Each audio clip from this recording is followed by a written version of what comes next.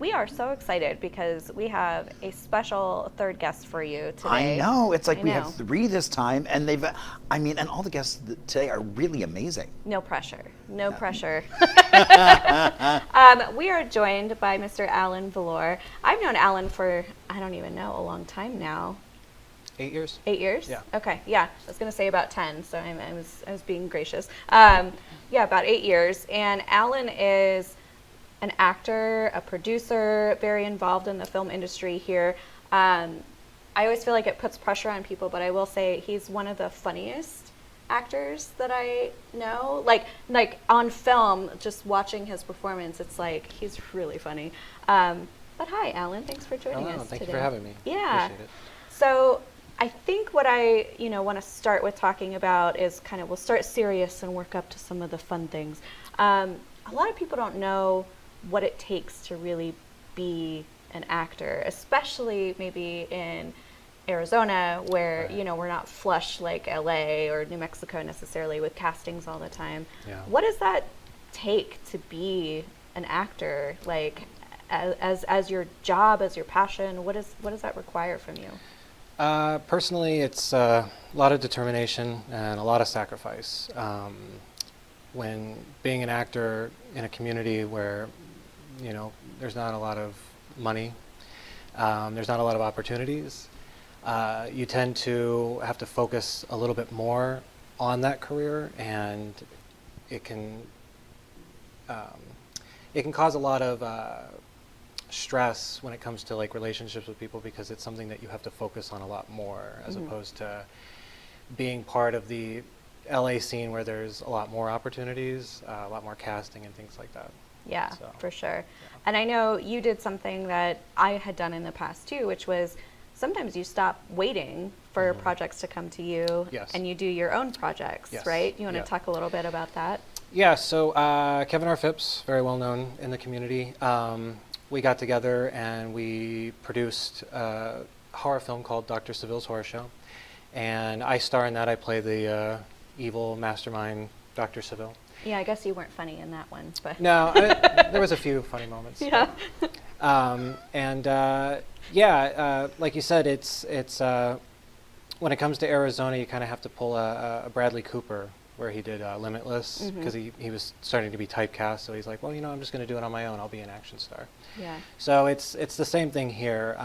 I found that the best route in order to succeed in what I'm trying to do is to continue to create my own material and put myself out there that way. A lot of, I guess you could say there was a lot of mistakes made, not exactly sure what route to go in order to be seen. I found that it's probably better. Making a feature film is very, very difficult, and when you succeed at it, you kind of ask yourself, well, what's the real reason why I'm making a feature film? Yeah. And usually it's because you're just trying to sell it, because otherwise, you're really not. I mean, you could submit it to festivals, but I found that it's easier to make a lot of short films and star in them, and that's a great way to advertise yourself. Right. And so that's what I'm working on now, is just continuously doing short films, starring me, different genres, to kind of put myself out there, submit it to different festivals, and it's pretty much the best route to go as far as I'm concerned. Visibility is really important when you're Yeah. an actor, and it's all about like, what have you done for me lately? Like, it doesn't matter if you had a really great film 5 years ago. It's like, but what are you working on? That's always the industry joke. Like, whenever you go to a party, it's like, oh, what are you working on right now? Absolutely. Yeah, and so, but Allen, I thought, was really interesting because when I directed my first feature film, I was very strategic about how simple it was. I chose something that had very few locations, a small cast, no special effects. Like, I was like, this is going to be as manageable and doable as possible just to see if I can do this.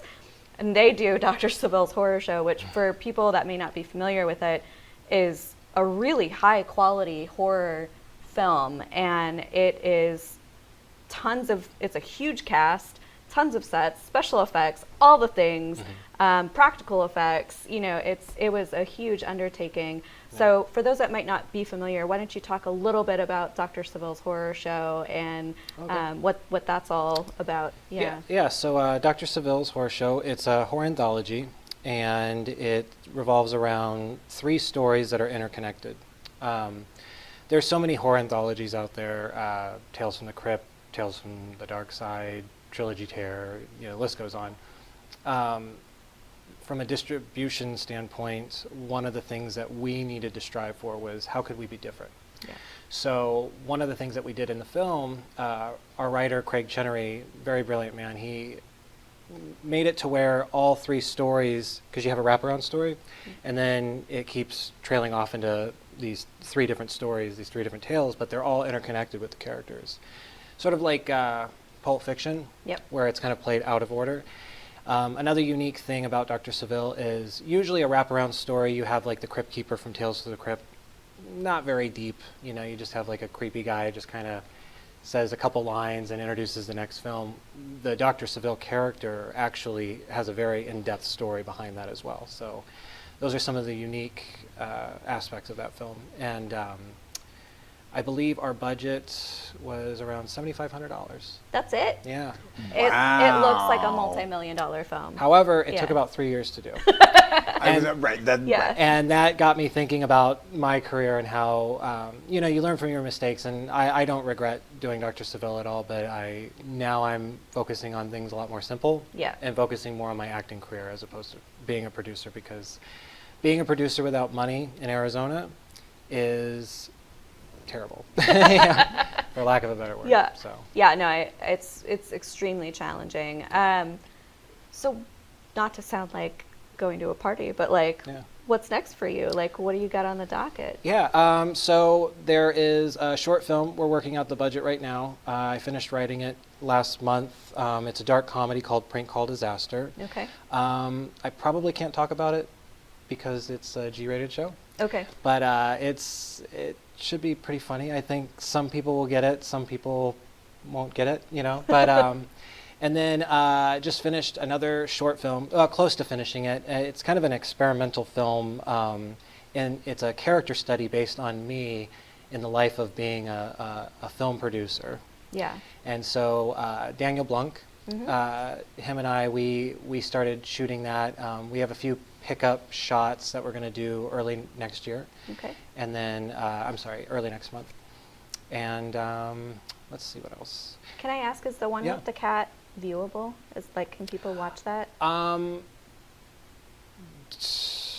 Not yet. I love that one. I'm not entirely sure if it's going to be in other film festivals. Okay. I'll have to check. But I will probably just post it on my YouTube channel soon. Okay. So then everyone can view it. And so what is your YouTube channel? My YouTube channel? Yeah. Oh, it's just Allen Valor, YouTube. Okay. It's just, there's not much on there right now. It's pretty much just trailers of things that I've been in. Catastrophe is one of them, Dr. Seville's Horror Show, and then just a little few other things of my work. Yeah. Yeah. Yeah, so if you are a horror fan, I definitely recommend you check out and follow Dr. Seville's Horror Show, which, if you didn't figure it out, he plays Dr. Seville, the title character in the anthology. And the Catastrophe film is hilarious. It is so funny. So I do hope that you post that one, because I tell people about it like randomly all the time, I feel like. But thank you so much, Allen, for joining us today and for being on the show. If you would love to check out Allen's work, is the YouTube the best way, or is there a website? You could, best way to get a hold of me personally is you could follow me on Instagram. Okay. Yeah, Allen Valor, Instagram. I think I'm the only Allen Valor that exists. So. Wow. Yeah. That's impressive. Pretty easy to find. There's like 17 million Melissa Farleys, I feel like. But you're one of a kind. I am. Well, thank you, Allen. We so loved having you here. We're going to take one more quick break. We'll be right back to wrap up the show with some things to do and a little bit of history, I think. Indeed, there's always more. Right.